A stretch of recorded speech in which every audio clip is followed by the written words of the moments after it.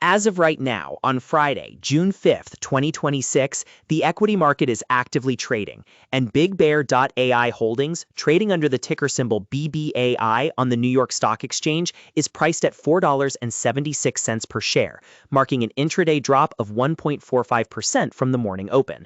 The stock opened at $4.82 today, trading across an active range between $4.56 and $4.98, while broader technology indices are showing a mixed performance across major online investing platforms.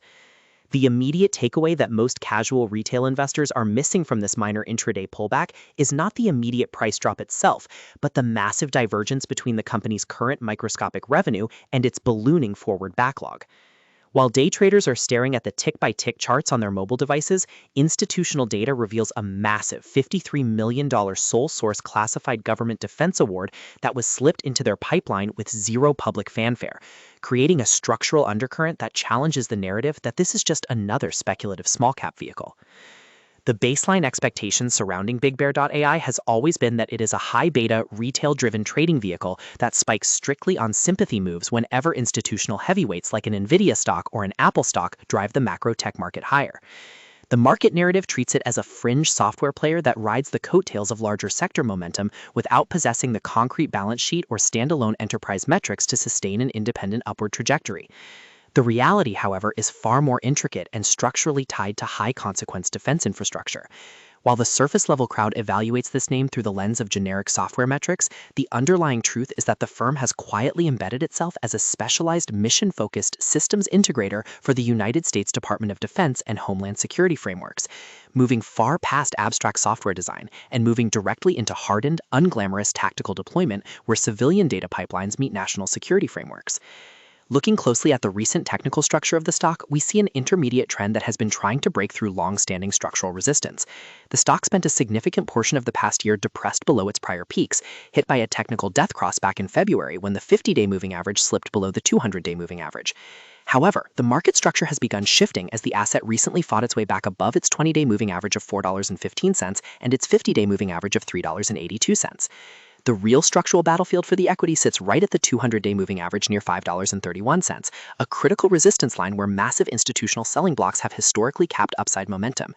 This technical resistance was explicitly tested earlier in the week when the price surged to a close of $5.34 on high trading volumes before hitting a temporary wall of exhaustion, proving that while shorter-term momentum oscillators like the MACD have turned positive, the longer-term trend followers are demanding clear fundamental evidence before they commit larger capital allocations through an individual brokerage or institutional trading desk.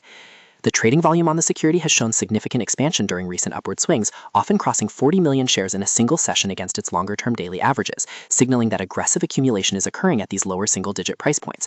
This volume expansion coincides with a dramatic sentiment shift observed across retail trading communities, moving from neutral to highly aggressive positioning. However, smart individuals utilizing advanced platforms like interactive brokers or analyzing order flow via traditional self-investing channels recognize that this heavy volume is a double-edged sword. High volume at structural resistance points indicates a fierce tug-of-war between speculative retail momentum and institutional overhead supply, where funds that bought into the initial public offering or subsequent capital raises are using these brief liquidity surges to exit positions and reallocate capital into larger, more stable infrastructure positions like a high-yield Fidelity wealth management portfolio or established equity indices. From a macroeconomic perspective, the company is operating in an environment marked by massive defense digitization and a complete restructuring of global logistics chains. Unlike a consumer-facing platform that relies on advertising revenue or mass-market subscriptions, this firm is completely tied to the federal procurement cycle. This shields the business model from typical inflationary consumer pullbacks, but it exposes the enterprise to severe contract timing risks and administrative delays. Institutional players who track the space via complex systems like Schwab Intelligent Portfolios look past the daily microswings and focus strictly on how these federal allocations are structured. When the broader technology sector experiences systemic sector rotation, small-cap companies with negative earnings per share are typically the first to face aggressive liquidation, which explains why the stock exhibits an extraordinarily high beta and remains highly volatile even when general market indices are relatively stable. To truly understand why the financial community is so divided on this company, we have to look past the modern market noise and analyze the core operational architecture of BigBear.ai Holdings. Founded originally back in 1988 and later reorganized through private equity backing before coming to the public markets, the company does not build general-purpose language models or consumer software interfaces. Instead, the firm operates as a specialized developer of decision intelligence software, explicitly engineered for environments where data environments are fragmented, chaotic, and highly sensitive. Their business model is divided into critical operational layers designed to ingest raw data, organize it via machine learning pipelines, and output predictive analytics that allow field operators, supply chain managers, and military commanders to make real-time decisions. They make their income through a hybrid structure of multi-year software licensing agreements and highly technical professional engineering services, creating an ecosystem where initial contract wins turn into long-term operational dependencies for the client. The financial performance reported in their latest first quarter fiscal disclosure highlights the exact tension between expectation and reality that keeps the short sellers and long-term bulls locked in a permanent standoff. The top-line revenue for the quarter landed at $34.4 million, reflecting a minor 1% decline compared to the same period in the prior fiscal year, a metric that immediately caused bears to claim the business is experiencing a structural growth ceiling. Yet the reality buried in the balance sheet showed that the company's total contracted backlog surged by an impressive 14% sequentially, climbing to a robust $281.9 million. This backlog expansion was driven heavily by that unannounced $53 million sole source classified award, illustrating that while current revenue recognition looks completely flat on a lagging basis, the forward-looking pipeline is quietly expanding under the surface of the public markets. Comment below how many shares of BigBear.ai you currently hold in your portfolio right now, or if you are entirely avoiding small-cap defense equities in the current market environment. The contrast between the lagging income statement and the leading backlog data is exactly why the investment thesis remains highly polarized across major online investing networks. Investors who approach the market with a self-investing mindset through a basic Robinhood stock trading account often judge the asset solely on its price momentum and its association with the broader artificial intelligence narrative. Meanwhile, institutional analysts utilizing deep research via a Fidelity brokerage or Interactive Brokers platform are staring at the company's gross margins and cash burn rate. The core operational challenge for the executive team, led by Chief Executive Kevin McAleenan, is transforming this massive contract backlog into repeatable high-margin software revenue rather than low-margin, labor-intensive consulting and engineering services.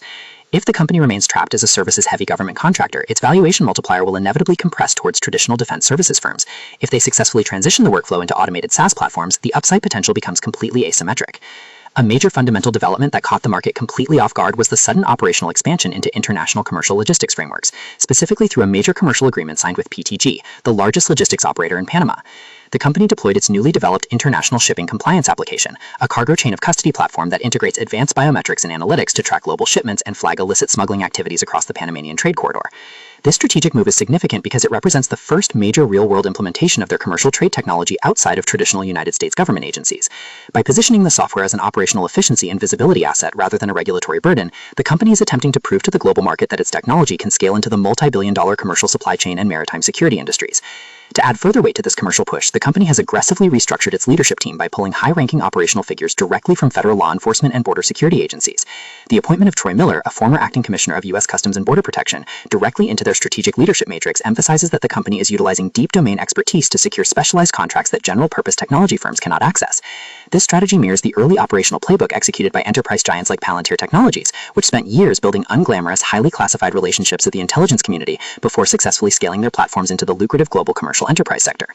When evaluating the long-term outlook for this equity, the future path divides into two distinctly separate fundamental scenarios based on contract execution and capital preservation. In the bullish scenario, the company successfully converts its current $281.9 million backlog into high-margin revenue over the next 24 months, while leveraging its Panama shipping deployment to capture additional logistics tracking contracts across other international trade hubs. This would allow the firm to achieve consistent net income profitability, clear its remaining debt obligations, and attract massive institutional capital inflows from major exchange-traded funds like Fidelity ETFs or automated robo-advisory algorithms like Schwab Intelligent Portfolios, driving a structural re-rating of the stock price back towards its historic all-time highs. Conversely, the bearish scenario cannot be overlooked by any disciplined market participant. If the conversion of the contract backlog experiences severe administrative delays, or if the profit margins on their specialized government projects continue to be dragged down by high labor and engineering costs, the company will face prolonged net losses and continued cash drain. Operating as a small-cap entity in a high-interest rate environment means that any prolonged operational delay could force the company to return to the public capital markets to raise additional funds, leading to significant equity dilution for existing retail shareholders who buy in at current levels.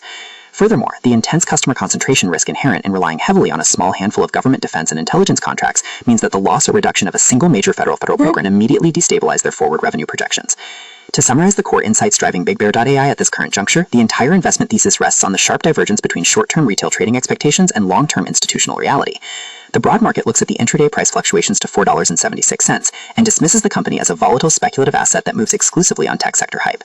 The deeper fundamental reality reveals an enterprise that is quietly securing multi-million-dollar classified federal awards, expanding its operational footprint into critical international trade corridors like Panama, and aggressively hiring top-tier regulatory leaders to capture specialized security niches.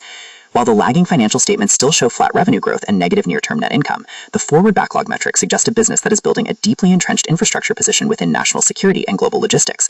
Whether you are managing your capital through a legacy Fidelity trading platform, an automated intelligent portfolio, or an active SoFi investing account, tracking the conversion rate of this contract backlog will be the ultimate factor that determines whether this small-cap defense player achieves sustained financial independence or remains a volatile trading vehicle for the public markets.